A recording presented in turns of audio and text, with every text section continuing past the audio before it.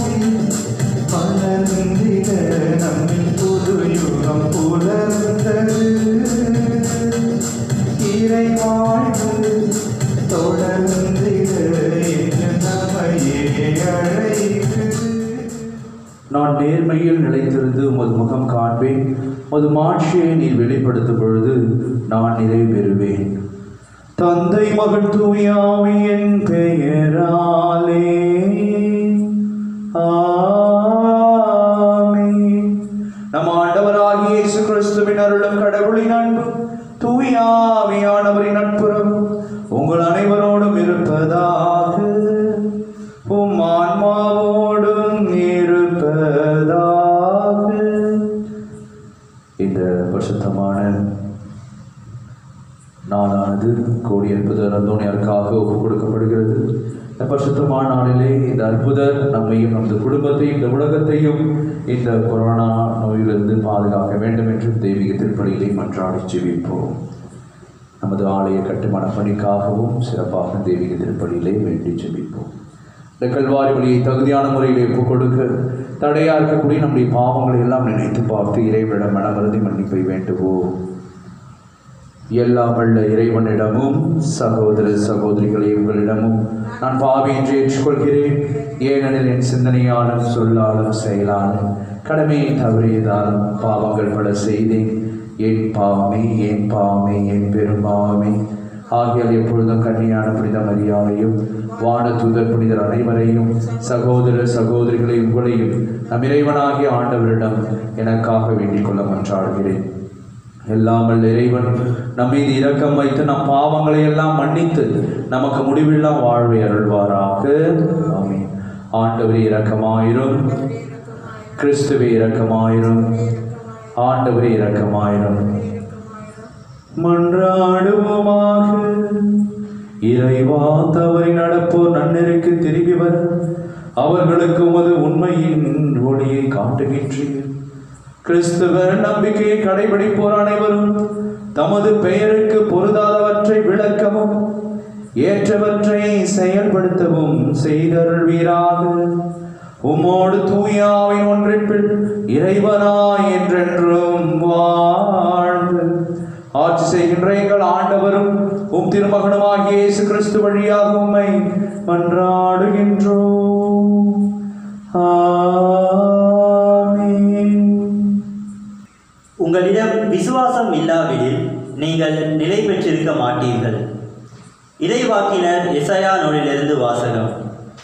அதிகாரம் 7, இறைவசனங்கள் 1 முதல் 9 முடிய. உசியாவின் பேரனும் யோதாமின் மகனுமான ஆகாசு யூதா நாட்டை ஆட்சி செய்த நாள்களில் ரட்சின் என்னும் சிறிய நாட்டு அரசனும் ரமலியாவின் மகன் பெக்கா என்னும் இஸ்ரேல் நாட்டு அரசனும் எருசலேமுக்கு எதிராக போர் தொடுத்து அதை வீழ்த்த முயன்றனர். அவர்களால் அது இயலாமல் போயிற்று. சிரியா எப்ராஹிமோடு கூட்டணி அமைத்து கொண்டது என்னும் செய்தி தாவீதின் குடும்பத்தாருக்கு அறிவிக்கப்பட்டது. உடனே பெருங்காற்றினால் காட்டு மரங்கள் அலையுதிர்வு கொள்வது போல் ஆகாசின் உள்ளமும் அவன் நாட்டு மக்களின் உள்ளங்களும் அலைகழிக்கப்பட்டன. அப்பொழுது ஆண்டவர் எசாயாவை நோக்கி, நீ உன் மகன் செயர்யாசிபை உன்னுடன் அழைத்து சென்று ஆகாசை சந்திப்பாயாக. வண்ணான் வயலுக்கு செல்லும் வழியில் மேற்குளத்துக்கு போகும் கால்வாயின் மறுமுனையில் நீ ஆகாசை காண்பாய். அவனுக்கு இதை சொல், நீ அமைதியாயிரு, அஞ்சாதிருந்து நடப்பனவற்றை உற்றுப்பார். ரட்சின் சிறிய நாட்டினர் ரமாலியாவின் மகன் ஆகியோரின் கடும் சினத்தை கண்டு மனங்கலங்காதே. அவர்கள் புகைந்து கொண்டிருக்கும் இரு கொல்லி கட்டைகளிலிருந்து வரும் புகை போன்றவர்கள். சிரியா எப்ராஹிமோடும் ரமாலியாவின் மகனோடும் உனக்கு எதிராய் சதித்திட்டம் தீட்டி யூதாவுக்கு எதிராய் நாம் படையெடுத்து சென்று அதை நடுநடுங்க செய்வோம். அதற்கு எதிராய் போரிட்டு அதை பிடித்து தையேல் என்பவனின் மகனை அதற்கு அரசனாக்குவோம் என்று தங்களுக்குள் பேசிக்கொள்கிறார்கள். ஆதலால் ஆண்டவர் இவ்வாறு உரைக்கிறார், அவர்களது திட்டம் நிலைத்து நிற்காது, அது ஒருபோதும் நிறைவேறாது. ஏனெனில் சிரியாவின் தலைநகர் தமஸ்கு நகரின் தலைவன் ரட்சின். இன்னும் 65 ஆண்டுகளில் எப்ராஹிம் ஒரு மக்களினம் எனும் தகுதியை இழக்கும் வண்ணம் தவிடு பொடியாக்கப்படும். எப்ராஹிமின் தலைநகர் சமாரியா நகரின் தலைவன் ரமாலியாவின் மகன். உங்கள் நம்பிக்கையில் நிலைத்திராவிடில் நீங்களும் நிலைத்து நிற்க மாட்டீர்கள். இது ஆண்டவர் வழங்கும் அருள்வாக்கு. இறைவா உமக்கு நன்றி. பதிலுரை பாடல் திருப்பாடல் 48. நாம் சொல்ல வேண்டிய பதில்: கடவுள் தம் நகரை எந்நாளும் நிலைத்திருக்க செய்வார். கடவுள் தம் நகரை எந்நாளும் நிலைத்திருக்க செய்வார். கடவுள் தம் நகரை எந்நாளும் நிலைத்திருக்க செய்வார். கடவுள் தம் நகரை எந்நாளும் நிலைத்திருக்க செய்வார். இறைவசனங்கள் 1 மற்றும் 2. ஆண்டவர் மாண்புமிக்கவர், நம் கடவுளின் நகரில் அவரது திருமலையில் மிகுந்த புகழுக்கு உரியவர். தொலைவடக்கில் திகழும் சீயோன் மலை அனைத்து உலகிற்கும் மகிழ்ச்சியாய் விளங்குகின்றது. ஜெபப்பாடல். கடவுள் தம் நகரை எந்நாளும் நிலைத்திருக்க செய்வார். கடவுள் தம் நகரை எந்நாளும் நிலைத்திருக்க செய்வார். இறைவசனங்கள் 2b மற்றும் 3. மாவேந்தரின் நகரும் அதுவே. அதன் அரண்மனைகளில் கடவுள் வீற்றிருந்து தம்மையே அதன் கோட்டை என காட்டியுள்ளார். ஜெபப்பாடல். கடவுள் தம் நகரை எந்நாளும் நிலைத்திருக்க செய்வார். கடவுள் தம் நகரை எந்நாளும் நிலைத்திருக்க செய்வார். இறைவசனங்கள் 4 மற்றும் 5. இதோ அரசர் அனைவரும் ஒன்று கூடினர், அணிவகுத்து ஒன்றாக வந்தனர். அந்தோ பார்த்ததும் திகைத்தனர், திகிலடைந்து ஓட்டம் பிடித்தனர். ஜெபப்பாடல். கடவுள் தம் நகரை எந்நாளும் நிலைத்திருக்க செய்வார். கடவுள் தம் நகரை எந்நாளும் நிலைத்திருக்க செய்வார். இறைவசனங்கள் 6 மற்றும் 7.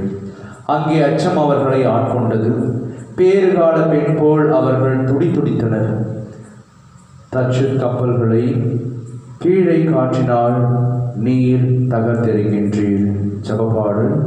கடவுள் தம் நகரை எந்நாளும் நிலைத்திருக்க செய்வார்.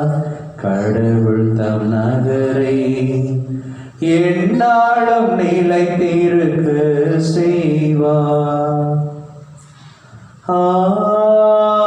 அல்லேலூயா, அல்லேலூயா, அல்லேலூயா,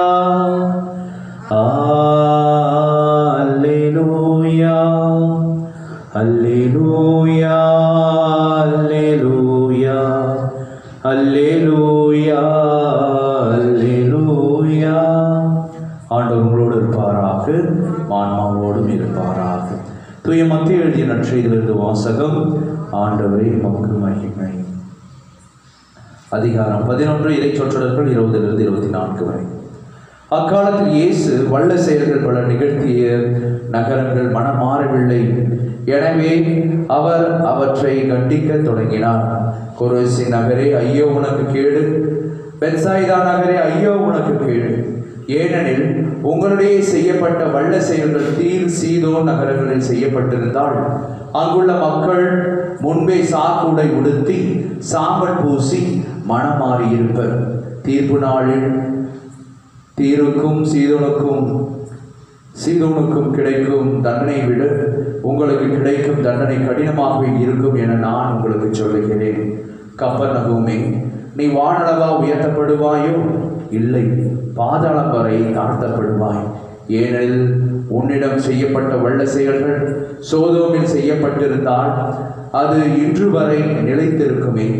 தீர்ப்பு நாளில் சோதோமுக்கு கிடைக்கும் தண்டனை விட உனக்கு கிடைக்கும் தண்டனை கடினமாகவே இருக்கும் என நான் உங்களுக்கு சொல்லுகிறேன் என்றார். ஆண்டவர் வழங்கும் அருள்வாக்கு. இறைவா உமக்கு நன்றி.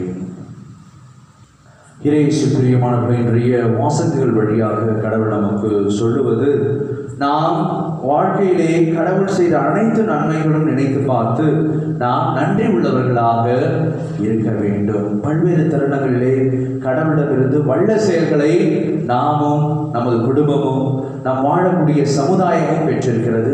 ஆனால் பல்வேறு தருணங்களிலே அந்த செயல்களை குறித்து நாம் கடவுளுக்கு நன்றி சொல்வதில்லை.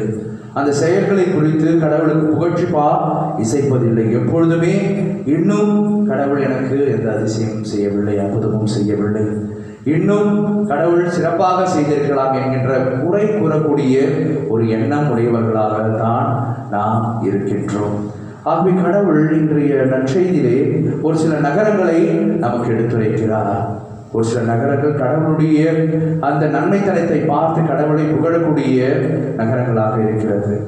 ஒரு சில நகரங்கள் என்ன நல்ல செய்திகளை, நல்ல செயல்களை கடவுள் செய்தாலும் அதிலே ஒரு மாற்றத்தை காணாத ஒரு ஊராக, சமுதாயமாக இருப்பதை இன்றைய நற்செய்தியை கடவுள் படம்பிடித்து நமக்கு காட்டுகின்றார்.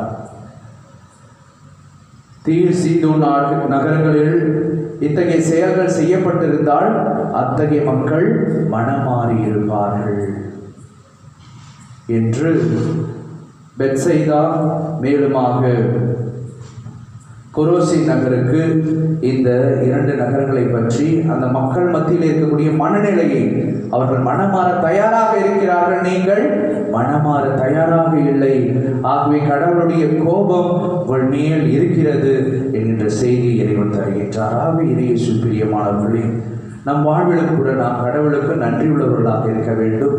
அதே போல நமது வாழ்வை நாம் மாற்றிக்கொண்டு, கடவுள் எனக்கு இந்த அற்புதம் செய்திருக்கிறார், இந்த நன்மையை செய்திருக்கிறார், ஆகவே நான் அவருக்கு பிரமாணிக்கமாக இருக்க வேண்டும், நன்றி கடன் பட்டிருக்க வேண்டும், நன்றி உள்ளவராக இருக்க வேண்டும், ஆகவே நான் மனமாற வேண்டும் என்கின்ற ஒரு உள்ளார்ந்த ஆழமான ஒரு செயல்பாடை நாம் நமது வாழ்க்கையிலே முன்னெடுக்கின்ற பொழுது கடவுள் நம் மீது ஆசையை பொழிகின்றார்.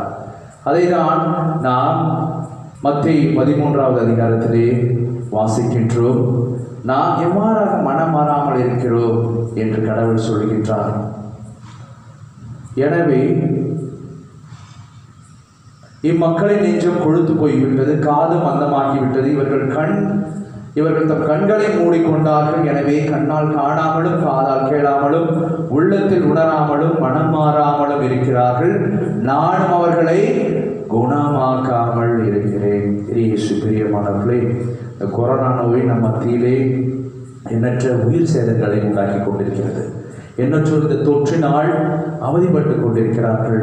வாழ்க்கையை முடிந்து போய்விட்டது என்று அனைவரும் அச்சத்திலே பயந்து கொண்டிருக்கக்கூடிய இந்த வேளையிலே கடவுள் நமக்கு சொல்லுவது,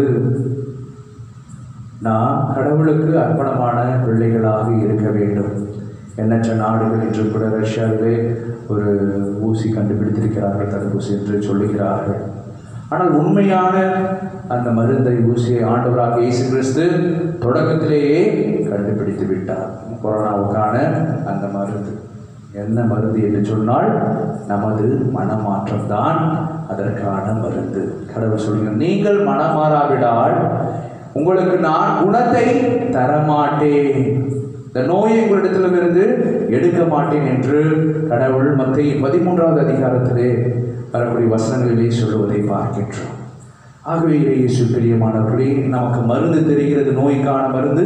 ஆனால் அந்த மருந்தை எடுக்காமலேயே நான் இந்த நோயிலே நான் அவஸ்தைப்படுகிறேன், நான் இந்த நோயிலே இறக்கிறேன் என்று நாம் தான் வீணாக அந்த நோயை பிடித்து கொண்டிருக்கிறோம். ஆகவே கடவுள் தரக்கூடிய அந்த மனமாற்றம் என்கின்ற அந்த மருந்தை நாம் உட்கொள்வோம். இந்த நோயிலிருந்து, இந்த தொற்றிலிருந்து நாம் விடுபடுவோம். இறைவன் நம்மையும் நமது குடும்பத்தையும் ஆசீர்வதிப்பார். ஆமென்.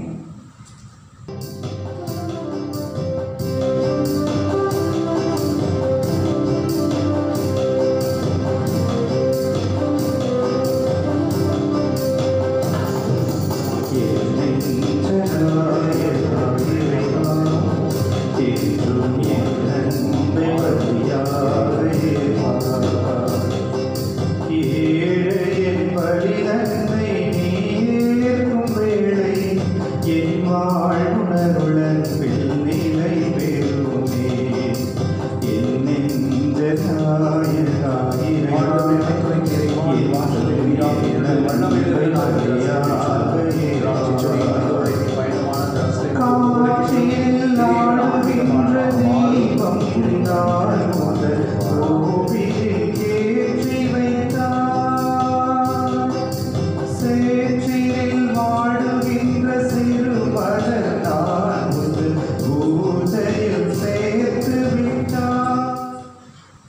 அன்புமிக்க சகோதர சகோதரிகளை என்னுடைய உங்களுடையதுமானபடி எல்லாம் உள்ள தந்தையாக இறைவனை கேட்டதாகபடி செவியுங்கள். ஆண்டவர் தமது பெயரை புகழ்ச்சிக்காகவும் ஆட்சிக்காகவும் நமது நன்மைக்காகவும் புனித திரு அவை அனைத்தின் நலனுக்காகவும் உங்கள் கையிலிருந்து பலியேற்றுக் கொள்வாராக. ஆண்டவரே, உம்மை நோக்கி மன்றாடும் திரு அவையின் காணிக்கைகளை கண்ணோக்கி அருளும்.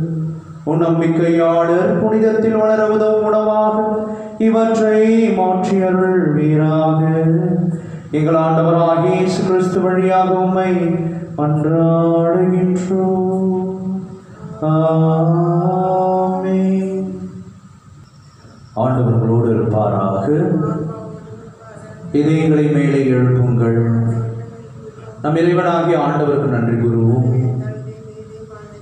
ஆண்டவரே, தூயவரான தந்தை, என்றும் உள்ள எல்லாம் உள்ள இறைவா, என்னாலும் இவ்விடத்திலும் நாங்கள் மக்கள் நன்றி செலுத்துவது மெய்யாகவே தகுதியும் நீதியுமாகும் எங்கள் கடமை மீட்புக்குரிய செயலுமாகும். தவறிழைத்த எங்கள் மீது கிறிஸ்து இரக்கம் கொண்டு கன்னி மரியாவிடமிருந்து பிறக்க திருவிழமானார். சிலுவையில் பாடுபட்டு முடிவில்லா சாவிலிருந்து எங்களை விடுவித்தார். இறந்தோரிடமிருந்து உயிர்த்தெழுந்த நிலை வாழ்வை எங்களுக்கு அருளினார். ஆகவே வானக தூதர் முதன்மை வானக தூதரோடும் அரியணையில் அமர்வோர் தலைமை தாங்குவோரோடும் வான்படைகள் அணிகள் அனைத்தோடும் சேர்ந்து நாங்கள் அது மாட்சியை புகழ்ந்து பாடி முடிவின்றி சொல்லுவதாவது: தூயவர் தூயவர் தூயவர், வான்படைகளின் கடவுளாம் ஆண்டவர், விண்ணகமும் மண்ணகமும் அது மாட்சியால் நிறைந்துள்ளன. உன்னதங்களிலே ஓசன்னா, ஆண்டவர் பெயரால் வருகிறவர் ஆசீர் பெற்றவர். உன்னதங்களிலே ஓசன்னா. ஆண்டவரே, மெய்யாகவே தூயவர், தூய்மை அனைத்திற்கும் ஊற்று. ஆகவே உடைய ஆவியை பொழிந்து காணிக்கைகளை தூய்மைப்படுத்த வேண்டுகின்றோம். இவ்வாறு எங்கள் ஆண்டவர் இயேசு கிறிஸ்துவின் உடலும் இரத்தமுமாக எங்களுக்கு இவை மாறுவனவாக.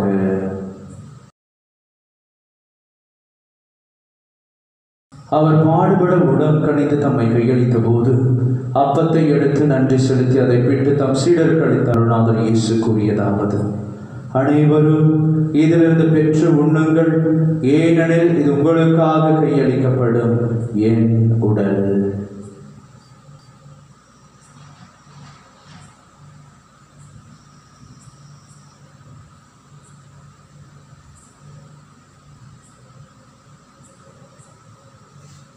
அவ்வண்ணமே இரவு விருந்தை அருந்திய பின் கிண்ணத்தையும் எடுத்து மீண்டும் மக்கள் நன்றி கூறி தம் சீடர்களுக்கு அளித்த அருள்நாதர் இயேசு கூறியதாவது: அனைவரும் இதிலிருந்து பெற்று பருகுங்கள், ஏனெனில் இது புதிய நிலையான உடன்படிக்கைக்குரிய இரத்தத்தின் கிண்ணம். இது பாவ மன்னிப்புக்கென்று உங்களுக்காகவும் பலருக்காகவும் சிந்தப்படும். இதை என் நினைவாக செய்யுங்கள்.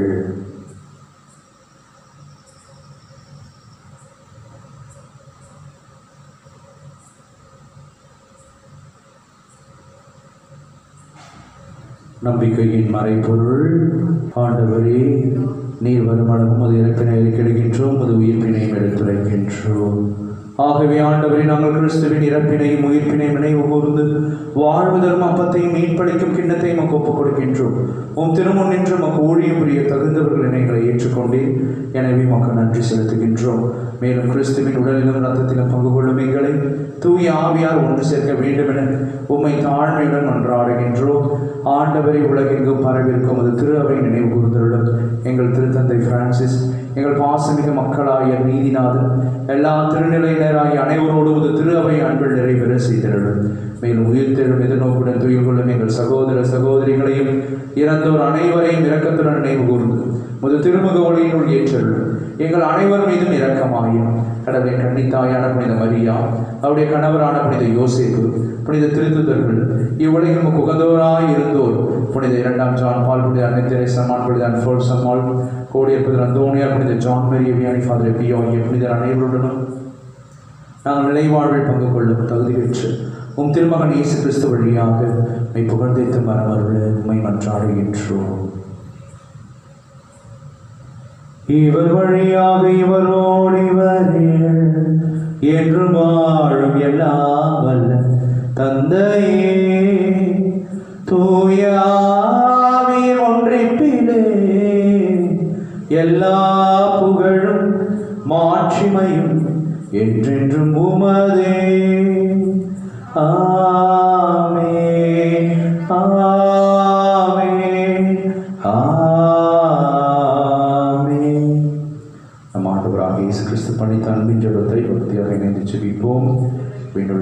பெற்ற எங்கள் தந்தையே உமது பெயர் தூயதென போற்ற பெறுக, ஆட்சி வருக, உமது திருவிழம் என்னுடைய நிறைவேறுவது போல மண்ணுலகிலும் நிறைவேறுக. எங்கள் அன்றாட உணவை இன்று எங்களுக்கு தாரும். எங்களுக்கு எதிராக குற்றம் செய்தோரை நாங்கள் மன்னிப்பது போல எங்கள் குற்றங்களை மன்னியும். எங்களை சோதனைகளுக்கு உட்படுத்தாதையும் தீமையிலிருந்து எங்களை விடுவித்தருளும். ஆமென். ஆண்டவரே, தீமை அனைத்திலிருந்தும் எங்களை விடுவித்து எங்கள் வாழ்நாளில் அமைதியை கனிவுடன் அருளுமை மன்றாடுகின்றோம். இரக்கத்தின் உதவியால் நாங்கள் பாவத்திலிருந்து எப்பொழுதும் விடுதலை பெற்று யாதொரு கலக்கமும் இன்று நலமாய் இருப்போமாக. நாங்கள் எதிர்நோக்கி இருக்கும் பேரின்பத்திற்காகவும் எமைப்பராக இயேசு கிறிஸ்துவின் வருகைக்காகவும் காத்திருக்கின்றோம். ஏனெனில் ஆட்சியும் வல்லமையும் ஆட்சியும் என்றென்றும் உமதே.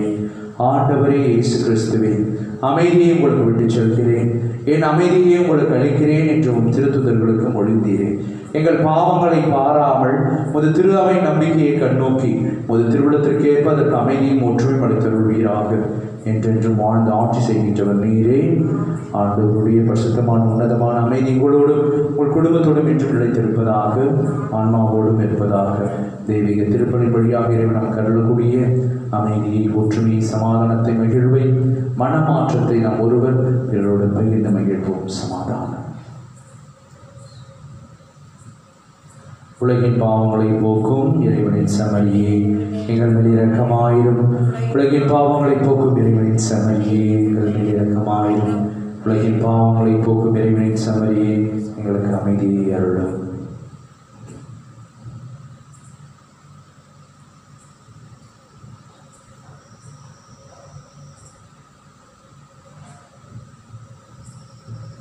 இதோ நம் ஆண்டவராகிய இயேசு கிறிஸ்து என்றும் வாழும் எல்லாம் வல்ல இறைவன், நீ கலங்காதே, திகையாதே, அச்சம் கொள்ளாதே, உன்னோடு கூட இருக்கிறேன் என்று சொன்னான் இயேசு. நம்மை வாழ வைக்க எழுந்தருளி வந்திருக்கிறார். இந்த செம்மறியின் திருவிருந்துக்கு அழைக்கப்பெற்ற நம் ஒவ்வொருவரும் பேர் பெற்றோர். ஆண்டவரை தேவனிடத்தில் நான் தகுதியற்றவன், ஆனால் ஒரு வார்த்தை மட்டும் சொல்லியிருந்ததான் குணம் அடையும். கிறிஸ்துவின் திருவுடலும் திருரத்தமும் நம் ஒவ்வொருவரையும் காத்து முடிவுள்ள வாழ்வளிப்பதாக.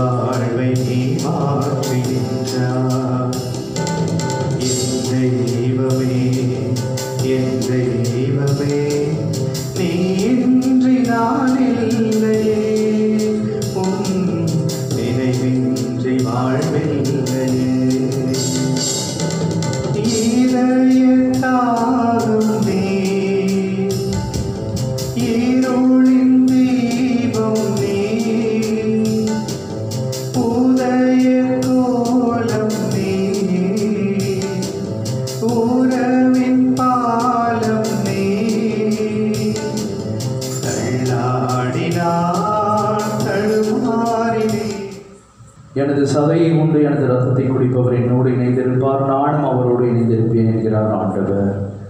நன்றி கூறி மன்றாடுவோமாக. ஆண்டவரே, உம்முடைய அருட்கொடைகளை பெற்றுக்கொண்டு நாங்கள் உம்மை வேண்டுகின்றோம். இவ்வாறு மறை நிகழ்வுகளில் நாங்கள் அடிக்கடி பங்கேற்பதால் அவற்றின் மீன்பளிக்கும் பயணங்களில் வளர செய்வீராக. எங்கள் ஆண்டவராகிய இயேசு கிறிஸ்து வழியாக உம்மை மன்றாடுகின்றோம். ஆமென். ஆண்டவர்களோடு இருப்பாராக, உம் ஆன்மாவோடும் இருப்பாராக. எல்லாம் வல்ல இறைவன் தந்தை, மகன், தூய ஆவி உங்களை உங்கள் குடும்பத்தில் நிறைவாய் ஆசீர்வதிப்பாராக. ஆமென். இயேசுவின் அன்பில் நிலைத்து வாழ்ந்து மனமாற்றம் காண சென்று வாருங்கள். வாழ்க்கை வழி தொடரட்டும். இறைவனுக்கு நன்றி.